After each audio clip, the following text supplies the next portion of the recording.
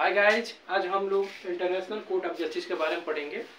Recently जो south Africa की सरकार ने इजराइल के खिलाफ अंतर्राष्ट्रीय न्यायालय में नरसंहार का एक मुकदमा दायर किया है और इसी की वजह से ये एक ज्वलंत मुद्दा बन जाता है और न्यूज़ में आ रहा है।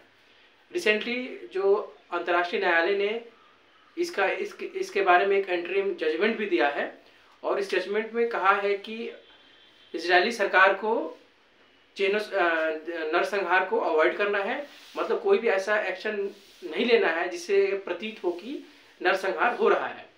और साथ में जजमेंट में ये भी कहा गया है कि जो हमास मिलिटेंट ग्रुप है, जो भी उसने कैप्टिव बनाया हुआ है, अपहरण किया हुआ है इजरायली सिटीजन्स को, उसको रिटर्न करना है।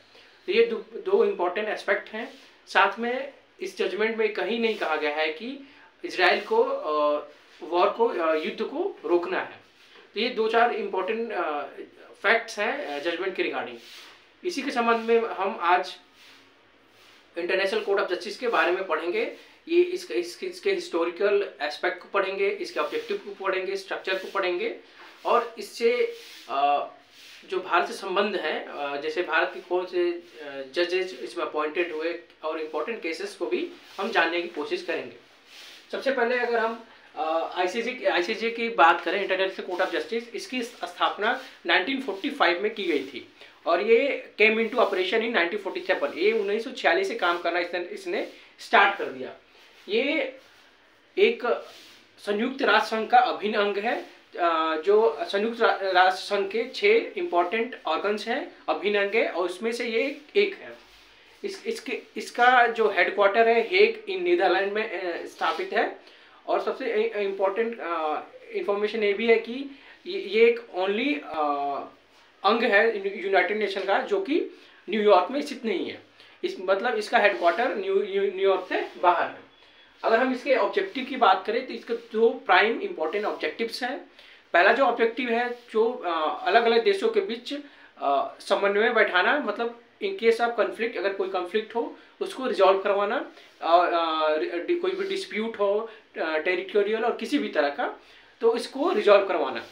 साथ में ये संयुक्त राष्ट्र संघ का एक एडवाइजरी बॉडी है, मतलब जब भी संयुक्त राष्ट्र संघ को कोई लीगल एडवाइस की ज़रूरत होती है तो ये उस लीगल एडवाइस प्रदान करता है। और साथ में अगर जो इसकी स्पेशलाइज एजेंसीज हैं और जो मुख्य जो एजेंसीज हैं उनको भी ये एडवाइस प्रोवाइड करता है। साथ में अगर कोई क्राइम अगेंस्ट ह्यूमैनिटी भी होती है तो उसका भी मुकदमा इसमें दायर किया जाता है।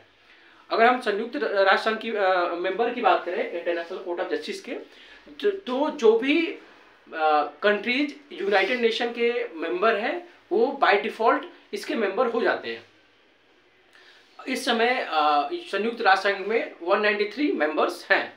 अगर हम स्पेशलाइज एजेंसी की बात करें, मुख्य जो इसकी एजेंसीज हैं 6, तो इसमें 6 मुख्य एजेंसीज हैं। General assembly security council, economic and social council, trusteeship council, ICJ, अंतर्राष्ट्रीय न्यायालय जो अभी हम पढ़ रहे हैं, साथ में सेक्रेटेरिएट। जो सिक्योरिटी जो जनरल असेंबली है, इसमें सभी जो यूनाइटेड नेशन के संयुक्त राष्ट्र संघ के जो मेंबर है इसमें पार्टिसिपेट करते हैं। लेकिन हम अगर सिक्योरिटी काउंसिल की बात करें तो इसमें केवल 15 मेंबर है, 5 परमानेंट एंड 10 नॉन परमानेंट। जो नॉन परमानेंट मेंबर है वो 2 साल के लिए इलेक्ट होते हैं। अगर हम ट्रस्टीशिप काउंसिल की बात करें तो ये 1994 में इसको सस्पेंड कर दिया गया था। रीजन ये दिया गया कि चूंकि जो भी कॉलोनीज हैं वो फ्री हो गई हैं, मतलब कोई भी कॉलोनी किसी कंट्री के अंदर अधीन नहीं है, और ये कॉलोनीज को फ्री कराने के लिए ही इसका इस्टेब्लिशमेंट हुआ था। तो इसको अब इसका जो कार्य है सस्पेंड कर दिया गया है सिंस 1994 से।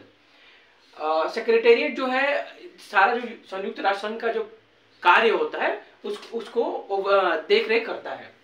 अगर हम स्ट्रक्चर की बात करें आईसीजे का, तो इसके 15 जजेज हैं और इनका टेन्योर 9 वर्ष का होता है, 9 साल के कार्यरत होते हैं।